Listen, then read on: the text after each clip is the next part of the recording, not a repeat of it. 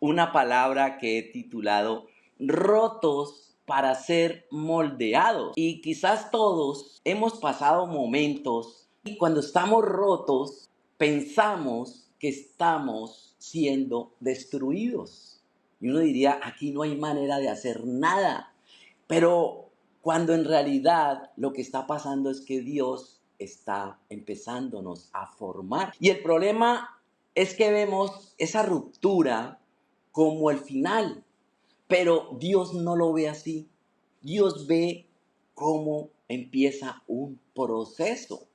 Y lo que nosotros llamamos crisis, Él lo llama taller. Entonces, hoy vamos a entender que no todo quebrantamiento es derrota. Muchas veces es la señal de que el alfarero está trabajando. Estamos pasando por presión porque a veces nos sentimos así presionados. Entonces Dios no nos rompe para destruirnos. Eso tiene que quedar muy claro. Dios nos rompe para rediseñarnos. Y quiero compartirles una palabra que está en Jeremías 18 del 1 al 6. Dice: el Señor le dio otro mensaje a Jeremías: baja al taller del alfarero y allí te hablaré. Así que hice lo que me dijo y encontré al alfarero trabajando en el torno, pero la vasija que estaba formando no resultó como él esperaba. Así que la aplastó y comenzó de nuevo.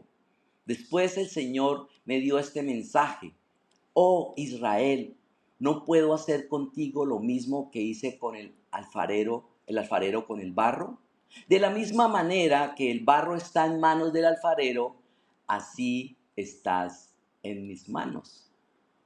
Entonces, en esta palabra, Jeremías, él profetizó durante uno de los periodos más difíciles en Judá, justo antes y durante la caída de Jerusalén en Babilonia. El pueblo estaba en pecado, había idolatría, había injusticia social, había desobediencia por todo lado. Y pues como muchos creían que era el pueblo elegido por Dios, pues hacían lo que querían. Y ellos pensaban que el Señor no los iba a castigar. Pero el Señor usa a Jeremías, al profeta Jeremías, para que vaya y les advierta. Pero al mismo tiempo les dice: y mostrémosles algo de misericordia, para que ellos vean la soberanía mía.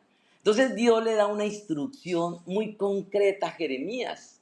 Y le dice: ve a la casa del alfarero, no para que vaya a predicar allá, sino yo quiero que simplemente se pare a observar, como nos lo mostraban aquí en el video, ese proceso cotidiano, cómo se moldea el barro allá en manos del alfarero. Y pues esto era muy tradicional en esa época porque Dios usaba señales visuales para comunicar un mensaje. Entonces Jeremías le hace caso, eso está en el verso 3 y 4 del mismo capítulo, y él dice que él ve al alfarero trabajando en la rueda, un torno con dos discos giratorios. Dice: el alfarero toma un trozo de barro de arcilla y lo coloca en la rueda y comienza a moldearlo con sus manos.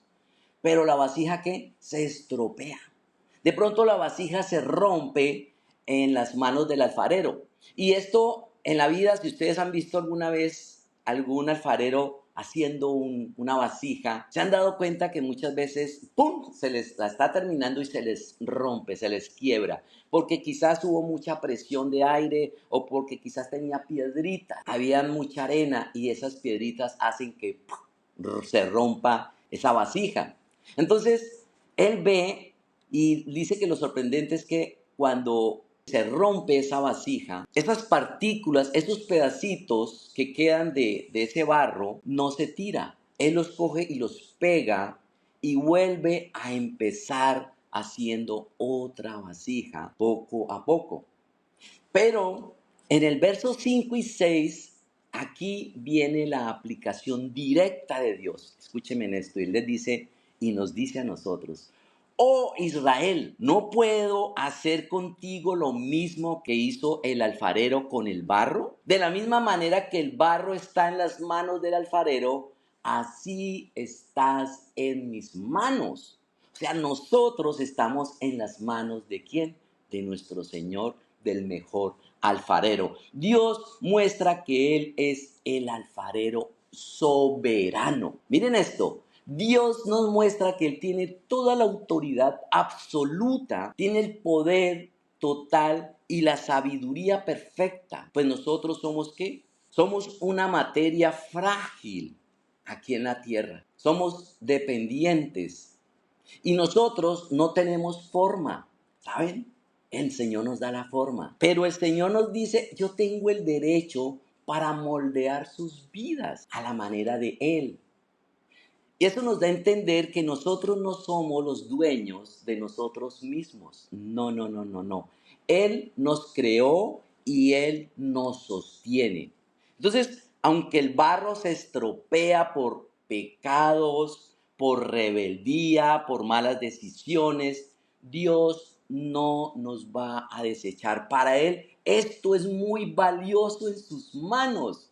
Él puede volver a comenzar a reformarnos, a restaurarnos, como lo decía ahora Rosalvita. Él puede comenzar a transformarnos paso a paso, pero Dios no muestra quizás el deseo de destruirnos. Él habla de taller, de reconstrucción. Ahora, Dios también explica que si el pueblo se arrepiente, Él cambia el plan a juicio. Ahí les dice claramente, si persiste el mal, Él cambia el plan y quita la bendición. Dice la palabra en Jeremías 18, del 7 al 11. Dice, sí, anuncio que voy a desarraigar, a derribar y a destruir a cierta nación o cierto reino. Pero luego esta nación renuncia a sus malos caminos. No la destruiré como lo había planeado. Y si anuncio que plantaré y edificaré a cierta nación o a cierto reino, pero después esa nación hace lo malo y se niega a obedecerme, no lo bendeciré como lo dije que lo haría. Por lo tanto, Jeremías, advierte a todo Judá y Jerusalén y diles, esto dice el Señor, en vez de algo bueno, les tengo preparado un desastre. ¡Wow! Hasta ahí suena durísimo. Así que cada uno de ustedes abandone sus malos caminos y haga lo correcto. O sea, el Señor les pega tremenda peinada antes de darle la bendición. Dios no es que sea caprichoso. No, ¿sabe qué tiene el Señor? Dios es consistente en la santidad. Él quiere que nosotros lo imitemos a Él en eso. Él castiga el pecado, por supuesto, pero se complace en mostrar misericordia. Cuando hay un verdadero arrepentimiento, un arrepentimiento sincero. Y uno ve personajes que han hecho cosas malas. Y uno dice, pero el Señor, ¿por qué va a perdonar a este si ha sido tan malo? Pero ¿qué si esa persona se arrepiente? ¿Qué si esa persona cambia? Entonces, él habla con un mensaje de esperanza, pero también de advertencia al mismo tiempo. Entonces, lo lindo es que el destino no está sellado si hay disposición de volver a Dios. En estos días yo veía un video de unos muchachos mexicanos que estaban predicando la palabra en la calle. Ustedes sí han visto que hay gente que coge un micrófono a predicar en la calle, yo los admiro. Y se enfrentó a un muchacho colombiano, estaba en otro país, y el muchacho vino a burlarse de él y a hablar mal de Jesús. Y dijo unas cosas horribles de Jesús. Mas este muchacho, con amor, le dijo, ven, yo te explico. ¿Tú crees en Dios? Dijo, claro, yo creo en Dios, pero no creo en ese Jesús. Y porque Jesús está y hacía unas groserías. Y este muchacho, con el respaldo de Dios, le dio una palabra y a esa palabra él lo conmovió. Dijo, pero si tú crees en Dios y si Dios amó tanto al mundo, dio a su Hijo por amor a ti y a mí para perdonarnos. Y el Señor quedó así como el muchacho. Y enseguida él cambió. Y le dijo, ¿sabes qué? Dame tu página y yo te sigo, tu TikTok y yo te sigo. Leito, apágame el... Entonces, ese muchacho cambió de un momento a otro y yo decía, después de que se burla de Jesús, pero vino el momento quizás, algo lo tocó en su corazón y vino ese arrepentimiento. Y esto nos pasa a nosotros, a todos. Muchos podemos sentirnos como esas vasijas fallidas, rotas, por errores. Todos hemos cometido errores, hemos tenido traumas en nuestra niñez, muchos fracasos, Leito. Pero la esperanza que tenemos es que en las manos de nuestro Señor hay la posibilidad de que nosotros podamos volver a ser ¿qué? Rehechos para un propósito mejor. Dios tiene el control total de nuestras vidas, pero Él lo ejerce con sabiduría, con paciencia, con amor. Y lo más lindo es que su deseo no es destruirnos. Dios no piensa en eso, sino Dios quiere es que transformarnos como en una rosalbita nueva, para que seamos vasos útiles y hermosos para ver su gloria. Entonces, por eso hoy quiero hablarles, mire, dos puntos, quiero que los anoten ahí, los tengamos muy claros, de por qué es necesario ser moldeados. Dios necesita moldearle a Leo allá su micrófono, porque me está saboteando la prédica. Entonces, lo primero es que Dios permite el quebrantamiento para quitar lo que nos estorba. ¿Ya leí todo? Entonces, la historia de un hombre en la Biblia como José, eso está en Génesis del 37 al 50, les dejo como tarea leerlo. Génesis 37 al 50. Dios nos muestra cómo Él usa el quebrantamiento no para destruirnos, sino para remover lo que impide nuestro propósito. Entonces recordemos que José tenía un sueño grande, pero su carácter aún estaba en proceso. José tenía grandes promesas de Dios, pero también tenía algo, era que era muy inmaduro. Entonces recordemos, él contaba sus sueños a sus hermanos. Tuve un sueño, el Señor me habló, y ponía y reunía a todos sus hermanos, que eran unos malandrines, todos mal geniados, y le tenían envidia porque él era el consentido de su papá. Y él empezaba a contar sus sueños, pero quizás por su edad, por su inmadurez, lo contaba con orgullo. Entonces los hermanos decían, ¿y este ahora qué se está creyendo? Entonces él le provocaba envidia a sus hermanos, y pues esto que hizo que sus hermanos planearan venderlo como esclavo y quitárselo de encima. Este pelado ya nos tiene aburridos, lo vamos a vender. Y ahí conocemos la historia. Entonces cuando él es vendido, aquí comienza el primer trato de Dios. Él se creía quizás autosuficiente. Entonces allí cuando el Señor lo pone en la casa de Potifar a trabajar, a limpiar, a hacer aseo, a hacer de todo, ahí empieza a morir la autosuficiencia y nace algo en José que es la dependencia total de Dios. Entonces, él estando como esclavo, él aprende algo importante, es fidelidad en lo pequeño, en lo poquito. Y él entendió que Dios estaba con él porque la casa de Potifar empezó a ser bendecida y él decía, es que Dios está conmigo. Pero Dios no lo sacó del proceso. Dios dijo, ok, estamos en proceso. Él lo que hizo fue empezar a perfeccionarlo poco a poco. Y esa perfección, cuando el Señor lo coge a uno así, pues duele. Y bueno, luego viene una situación, recuerdan la historia de que la esposa de Potifar le tenía unas ganas al pobre muchachito porque lo veía bien guapo, musculoso, y lo perseguía por toda la casa, y entonces él sale corriendo, pero esta mujer habla mal de José y él termina en la cárcel por culpa de esta señora. Uno diría injustamente fue preso, pero en la cárcel José tenía que aprender otra lección, que era la paciencia y la confianza. Y seguramente muchas veces José se sintió solo. No hay nadie, todos me abandonaron, mis hermanos, mi papá, mi familia, aún Dios me abandonó. Y sentimos ese silencio y decimos, ¿qué pasó? Y muchas veces, como hijos de Dios, nos hemos sentido en una cárcel. Esa cárcel es nuestros pensamientos. y decimos, Señor, ¿qué pasó? ¿Me abandonaste? ¿Por qué esta situación? ¿Por qué no salgo adelante? ¿Por qué sigo sufriendo? Y nos sentimos como José, abandonados. Dios nos abandonó. Pero ese silencio de Dios no es abandono, sino simplemente es preparación. Entonces, el Señor lo que hizo fue preparar a José durante muchos años y allí lo formó como un gran hombre. Él tuvo que morir a su orgullo, a su autosuficiencia, a poner su confianza plenamente en el Señor, a ser fiel en lo poco, porque el Señor lo iba a poner en lo mucho. Y ahí es donde nosotros a veces no entendemos ese proceso. Pero cuando José estuvo listo, Dios, ¿qué pasó? Lo llevó delante del faraón.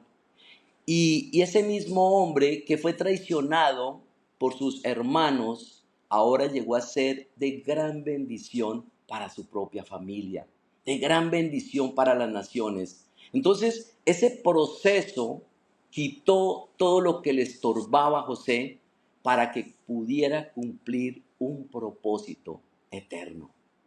Entonces, Dios no solamente le cumplió los sueños, Dios formó a ese soñador, tuvo que trabajar con él. Y uno diría, pero Señor, es injusto un pobre muchacho. Y ante los ojos de nosotros los seres humanos a veces vemos como injusticia de parte de Dios, pero no estamos viendo lo que Dios internamente está haciendo con nuestros corazones. El quebrantamiento, ese rompimiento, no es un castigo, es un taller donde Dios quita lo que estorba para que nuestro propósito fluya. Entonces muchas veces nosotros oramos pidiendo crecimiento, propósito, bendición, pero cuando llega el proceso pensamos, Dios nos abandonó. Y muchas veces salimos corriendo o abandonamos nosotros, decimos, pero esto no vale la pena. Dios no me escucha, Dios escucha a otros. Y no entendemos que el quebrantamiento no es un rechazo, es un tratamiento. Nosotros, Dios nos ha permitido en este ministerio trabajar en procesos. Esto a veces nos dicen, yo quiero que ore por mí. Una señora me llamó la pasada, me decía, quiero que ore por mí para quitar esta maldición que tengo. Yo le decía, pero tienes que venir a la iglesia y comenzar un proceso. Me dijo, no, yo solo quiero que ore. Entonces yo decía, pues la gente quiere la fácil, un rezo y esto ya se acabó. No, Dios quiere es que un proceso, trabajar con nuestro corazón, moldearnos, sacar de nosotros lo mejor, trabajar en nuestro carácter. Entonces eso no lo entendemos, pero el alfarero, que es nuestro Señor, Él no rompe el molde para desecharlo, sino ¿para qué? Para volver a formarlo y hacer algo mejor. Dios permite el quebrantamiento no para destruirnos, sino para quitar eso que estorba. Y hay cosas dentro de nosotros que no nos dejan avanzar y es necesario sacarlo. Y yo me incluyo ahí, habían cosas que Dios tuvo que trabajar en mí. Por ejemplo, una de las cosas que Dios tiene que trabajar en nosotros es el orgullo. Y este sí que es duro, porque el orgullo piensa yo puedo solo. No necesito consejo, no estoy mal, yo estoy bien.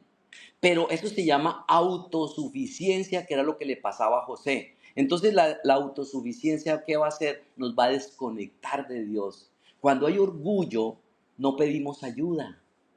Creemos que nos la sabemos toda y no reconocemos, ojo, que tenemos errores.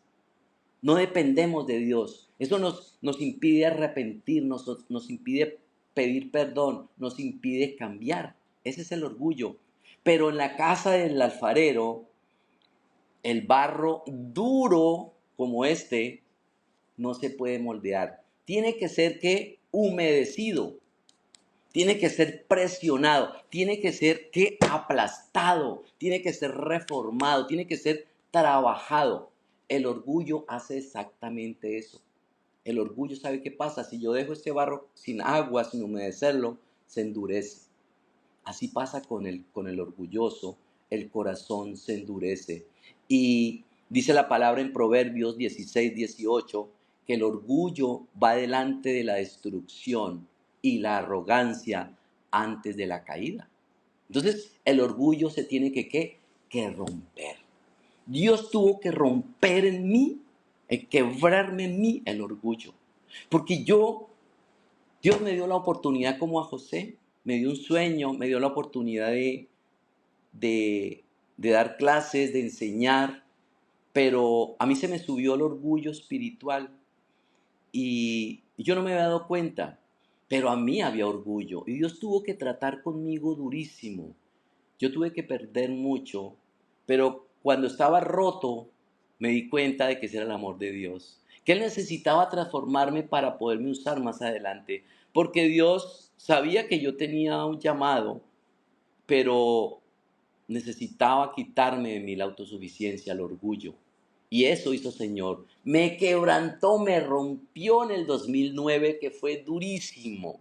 Perdimos todo, pero Dios nos volvió a reconstruir. Dios me volvió a armar y a hacer de mí un mejor hombre. Entonces, por eso el quebrantamiento no es un castigo ni destrucción, es una cirugía espiritual, llamo yo. Ese es el quebrantamiento. Duele, por supuesto que sí, pero ¿sabe qué hace? Nos limpia. Ese es el amor de Dios. Es preparación para no volver a caer en lo mismo. Otra cosa que estorba, que también algún día lo viví, es el miedo y la inseguridad. Eso nos estorba y no nos deja avanzar. Muchos miedos vienen por ejemplo, por dudar que Dios provee. A veces creemos que es en nuestras fuerzas, o ese miedo que Dios tal vez no tome el control de nuestros hijos, de nuestra familia. Ese miedo nos paraliza, ese miedo no nos deja avanzar.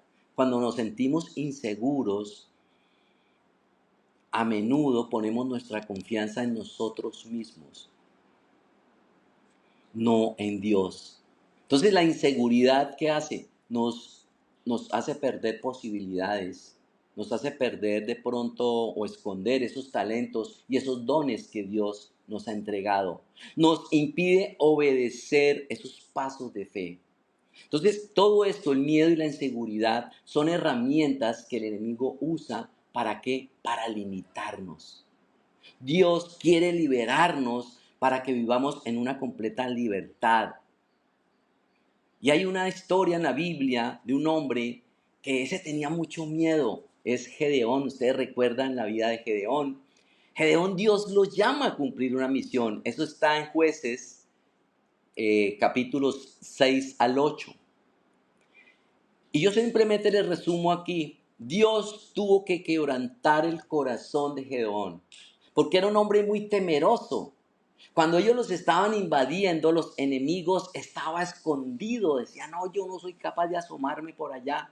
Entonces Dios lo llamó y le dijo, no, no, no, mi presencia irá contigo, yo te voy a ayudar, te voy a dar la victoria. Pero necesita, Señor, sacarlo de esa cueva, de ese miedo, y para que él se enfrentara a sus enemigos y los pudiera derrotar, él tenía que poner su confianza en Dios, no es en nuestras fuerzas. Y el mayor obstáculo en ese momento de Gedeón era eso, el miedo. No era el enemigo, era un temor interno. Entonces Dios lo llevó paso a paso para transformar su inseguridad en algo valioso que es la fe. Este hombre tuvo que trabajar en eso, en proceso, para que le creyera al Señor, que Dios sí lo iba a respaldar, que sí le iba a dar la victoria. Entonces, cuando él ya estaba a punto de enfrentarse a sus enemigos, dijo, yo lo voy a hacer, ahora sí tengo al Señor lo que me pasó a mí. Yo ya tengo a Dios, ahora sí voy a enseñar, ahora sí yo me sé la palabra. Pero resulta que el Señor le dijo, usted no va a pelear con esos 32,000 soldados. Y el enemigo tenía como 35,000. Le dijo, solo le voy a dar 300 hombres. Entonces el tipo se cogió la cabeza y dijo, ¿y ahora qué voy a hacer? Con 300 hombres, Dios le redujo su ejército. ¿Para qué? Para quitarle la autosuficiencia. Y Dios quería llevarse solamente él, solito, la gloria de lo que iba a hacer el Señor en esa victoria. Entonces, Dios no le quería solamente dar la victoria, Dios quería formar su carácter, quería formar su obediencia, quería formar su humildad, quería formar su dependencia, que dependiera totalmente de Él. Eso nos pasa muchas veces a nosotros. Hay cosas en las cuales luchamos en nuestras fuerzas y dejamos a un lado a Dios y no permitimos que Él opere. Entonces es cuando ya no podemos más y le decimos, Señor, entonces te tocó a ti porque yo no pude. Ahí es donde nuestra fe se empieza a fortalecer. pero es necesario entregar totalmente el control, nuestra dependencia a Dios, para que Él quite esos miedos, esos temores, esa inseguridad y podamos avanzar. Otra cosa que el Señor nos quiere quitar, que estorba en nuestras vidas, es la dependencia emocional. Miren, cuando una persona depende emocionalmente de otra, quizás para sentirse bien, para sentirse amado, seguro, y sin darse cuenta pone a esa persona en el lugar de Dios, el lugar que Dios debe ocupar. Entonces empieza a depender, ay, la paz mía depende de esta persona. Ay, todo mi gozo depende de esta persona, si me veo con ella, si me llama, si me manda un mensajito, pero no dependemos de Dios. Entonces la dependencia no es amor sano, es una necesidad y la necesidad genera miedo. Miedo a perder, ese miedo a estar solo o sola, ese miedo a que el otro cambie. El amor sano que da libertad, pero la dependencia va a producir ansiedad, angustia. Ay, no me llamó, ay, ¿qué pasará? No, con Dios no es así. Entonces, la dependencia emocional es un estorbo porque nos roba la libertad, nos roba la paz, nos roba la identidad. Y eso estanca el propósito que Dios quiere desarrollar en nuestra vida. Entonces tomemos nota ahí, dependencia emocional. ¿Dependemos emocionalmente de alguien o nuestra dependencia está 100% en el Señor? Yo decido creer en Él. Otra cosa que nos estorba son aquellos hábitos ocultos. Esos hábitos ocultos bloquean la comunión con Dios. Mire, lo oculto crea distancia espiritual. No porque Dios se aleje, sino porque la culpa, la vergüenza, ese secreto, el secreto que hablamos con los hombres de eso, ese secreto levanta un muro muy grande en nuestro corazón. Esos secretos, esas cosas que guardamos allí, que no lo confesamos, entonces creemos que es algo pequeño, eso nadie se da cuenta, eso. Pero esto pequeño empieza a gobernar nuestros pensamientos, nuestras emociones y nuestras decisiones. Entonces es bueno entregar, hablar, rendir cuentas con nuestro líder, con nuestra persona de autoridad, para que esto no cree un distanciamiento en nuestra vida espiritual. Porque si nosotros tenemos un guardadito, un secreto, pues le vamos a abrir una puerta espiritual al enemigo y por ahí va a entrar. Dice la palabra en el Salmo 147:3, Él sana a los quebrantados de corazón y venda sus heridas. Entonces el Señor nos promete que Él va a sanar ese quebranto, eso que se rompe ahí dentro, Él no lo va a sanar. Y lo segundo es que el quebrantamiento produce una versión nueva. Mire, familia, Dios no remienda la vieja naturaleza. Dios forma una nueva, así como este jarroncito. ¿Sí lo ven tan hermoso? Dios nos deja nuevecitos. Él no coge los pedazos y los remienda, no. El Señor nos hace nuevos. Dice la palabra en 2 Corintios 5:17. Esto significa que todo el que pertenece a Cristo se ha convertido en una nueva persona. La vida antigua ha pasado, una nueva vida ha comenzado.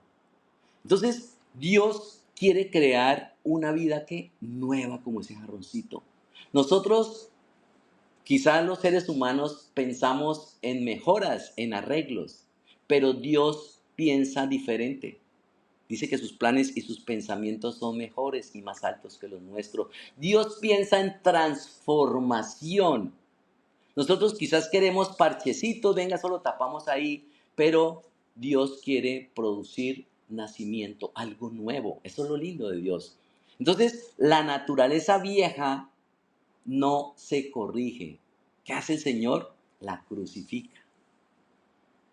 Y muchas veces intentamos vivir una vida cristiana con la vieja naturaleza.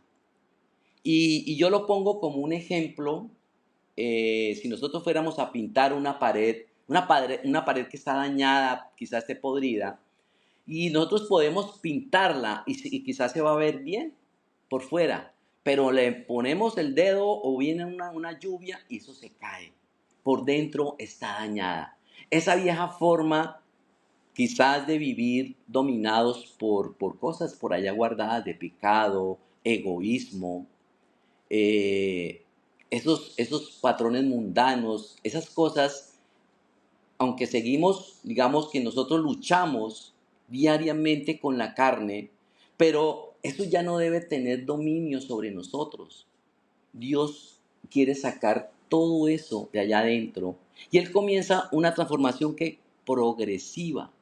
Dios hace todo nuevo, una vida con propósito. Entonces nosotros que tenemos que morir a esa vieja identidad, ya no somos esos fracasados, ya no somos esos pecadores, ahora somos ¿qué? Una nueva creación en Cristo. Entonces el Espíritu Santo ya nos da el poder para vivir conforme a esa nueva naturaleza. Eso somos nosotros ahora, una nueva naturaleza. Somos limpios, pero ya la carne, esa vieja naturaleza pecaminosa, no nos puede controlar. Y yo hablaba esta semana con un hombre y me decía, es que no he podido dejar la pornografía. Yo le decía, pero es que te estás dejando manejar por la vieja naturaleza. Pero es que yo sirvo en mi iglesia. ¿Qué hago? Y yo le decía, mira, Dios sí quiere transformarnos y convertirnos en personas nuevas, pero yo tengo que trabajar para no dejarme manipular por esta carne. Esa carne quiere pecar, pero yo soy quien decido dejarme transformar en las mejores manos del alfarero. Yo hago un ayuno, yo tengo que tomar decisiones. Yo le dije, haga ejercicio, mijito, échese harta agua, vaya. Yo le di unos consejos, haga un ayuno, porque la carne tiene que menguar y el espíritu tiene que crecer. Y dice la palabra en Mateo 9:17, y nadie pone vino nuevo en cueros viejos, pues los cueros viejos se reventarían por la presión y el vino se derramaría y los cueros quedarían arruinados. El vino nuevo se guarda en cueros nuevos para preservar a ambos. Cuando miramos el contexto de esta palabra, Jesús está enseñando que el quizás Él no vino a reformar ese sistema antiguo, sino que vino a traer algo nuevo.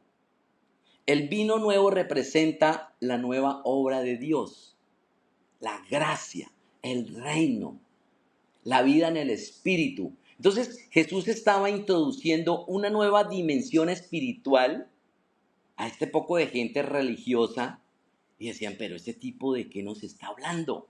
Entonces la gente no lo entendía porque ellos tenían unas estructuras religiosas a su manera.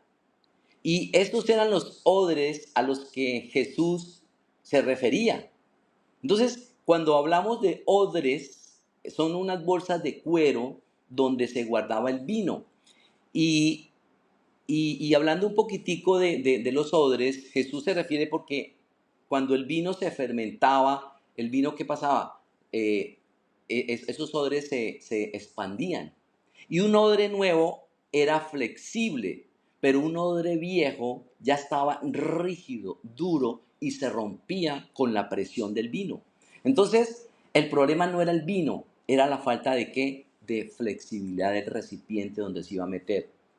Entonces Dios siempre está haciendo algo nuevo, pero si nuestra mentalidad es rígida, es que se hace como yo digo.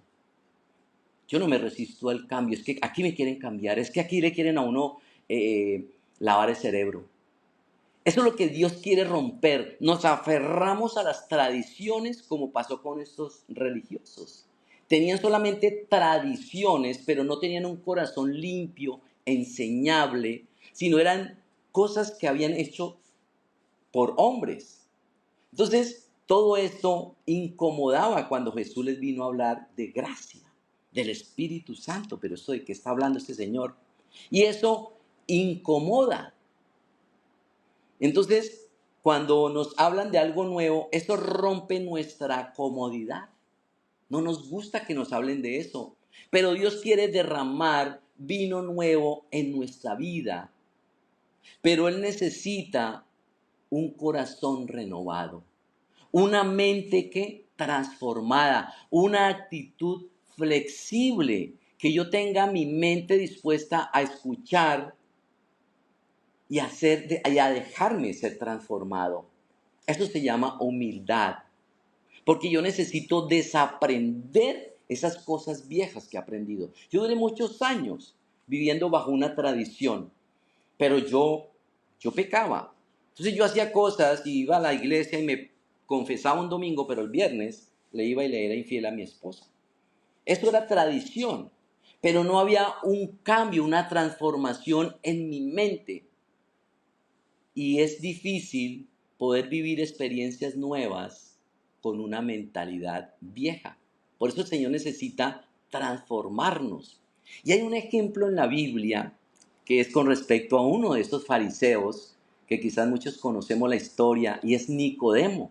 ¿Recuerdan a Nicodemo? A mí me encanta, me fascina la historia de este hombre, y no sé si ustedes lo han visto en el programa de Choces, que él era un maestro de la ley religiosa en Israel, era miembro del Sanedrín. El Sanedrín era algo pupi en esa época.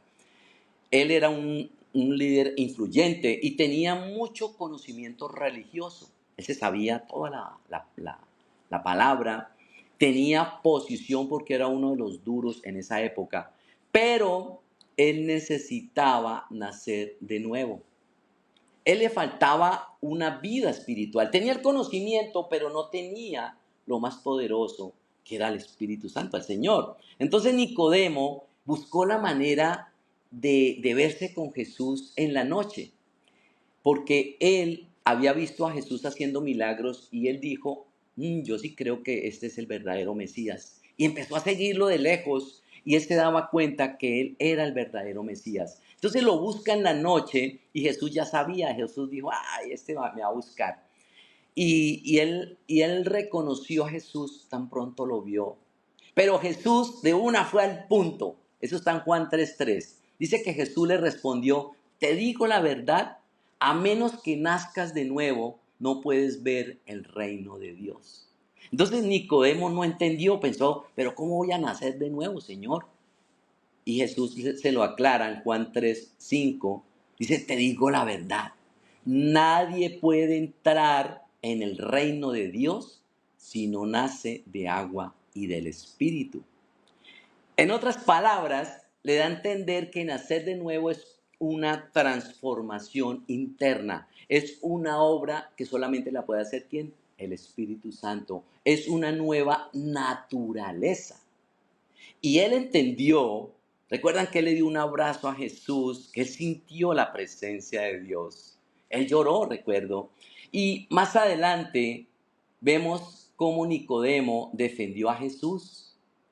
Esto nos muestra que esa conversación que tuvo con Jesús produjo fruto. Eso está en Juan 7, del 50 al 51. Dice entonces, tomó la palabra Nicodemo, el líder que había ido a ver a Jesús, y le dice a los otros que lo estaban condenando, ¿es legal condenar a un hombre antes de darle la oportunidad de defenderse? Preguntó. Y eso es lo que Dios está hablando hoy. No es solamente conocer la palabra, porque muchos podemos conocer la palabra. Es nacer de nuevo. No basta con reformar lo viejo. Es necesario una transformación completa. Podemos volvernos religiosos, saber mucho, pero dentro de nosotros seguimos actuando igual como si no hubiésemos nacido de nuevo. Entonces, la transformación no la produce el esfuerzo humano. ¿La produce quién? El Espíritu Santo de Dios. Dios pone dentro de nosotros nuevos deseos, nuevas convicciones y una sensibilidad espiritual. Eso es lo que el Señor pone en nosotros. Lo que antes amábamos del mundo, ahora nos incomoda. Ahora decimos guácale guácale el trago, guácale a mirar, guácale a estas cosas. ¿Por qué? Porque ya hay una sensibilidad espiritual. Dice la palabra en 2 Corintios 3:18. Así que todos nosotros, a quienes nos ha sido quitado el velo, podemos ver y reflejar la gloria del Señor. El Señor, quien es el Espíritu, nos hace más y más parecidos a Él a medida que somos, ¿qué? Transformados a su gloriosa imagen. Entonces la pregunta es, ¿cómo reflejamos la gloria de Dios? Lo demostramos diariamente en el trabajo, haciendo las cosas con transparencia, con integridad, con la mejor actitud. Damos lo mejor así el jefe no nos vea. O quizás eso lo reflejamos en nuestro trato con la familia. Porque nosotros somos los que reflejamos la gloria de Dios cuando respondemos con amor o con enojo. Entonces oramos antes de contestar, reflejamos el perdón, reflejamos la paciencia. Nuestra familia ve a Jesús en nosotros. Nuestros hijos están viendo a un Jesús en nosotros o está viendo a un papá de pronto religioso. Entonces, ahí es donde nosotros vemos un cambio. Cuando ayudamos a alguien sin esperar nada a cambio. Cuando damos tiempo para escuchar a una persona que necesita un consejo. Cuando está pasando un momento difícil, aunque estemos ocupados. Cuando manejamos bien los recursos. Somos fieles en lo poco. Estamos contentos con lo que tenemos. Cuando mostramos que Dios es nuestro proveedor y confiamos en Él. Es ahí donde nosotros reflejamos la gloria de Dios. Cuando nosotros glorificamos a Dios y no estamos de pronto jalándole al chisme ni criticando, ahora que hablamos palabras de ánimo, hablamos la verdad, hablamos esperanza, reconocemos nuestros errores, pedimos perdón. Ahí reflejamos la gloria de Dios. Mostramos humildad cuando nosotros, algo tan sencillo, cuando comemos le damos la gloria a Dios, las gracias a Dios. Cuando vemos esos atardeceres tan hermosos como los que vemos aquí en Cartagena, le damos gracias a Dios por su creación. Y ya con esto voy terminando. Recordemos la historia de Saulo.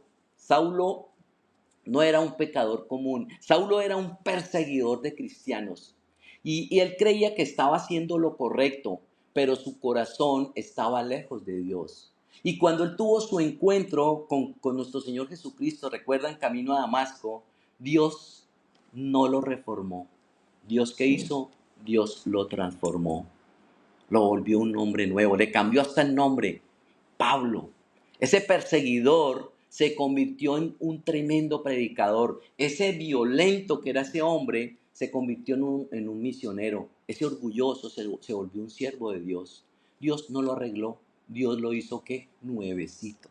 Entonces, cuando Dios forma una nueva naturaleza, eso se nota. No porque seamos perfectos, sino porque ya no somos la misma persona. Eso se tiene que notar. El que fue rechazado aprende a amar. ¿Se han visto a mi esposa, su sonrisa? ¿Cómo ama? ¿Cómo ama a mis hijos? La nieta la ama. Y mi esposa nunca fue amada, fue rechazada. Pero Dios la transformó en una persona nueva que ahora ama. El que fue herido aprende a sanar. El que fue humillado aprende a levantar. Dios convierte las heridas en grandes herramientas, ¿cierto, Rosalvita? Dios convierte esas heridas en cosas maravillosas. Por eso hoy estamos en proceso. No nos desesperemos. El quebrantamiento no significa que Dios nos soltó. Significa que Dios nos está trabajando. Él ve esa vasija terminada. Mientras quizá nosotros solo vemos ese barro presionado, pero Dios nos ve así y Dios nos quiere ver así. Así que quiero que cerremos los ojos y vamos a orar.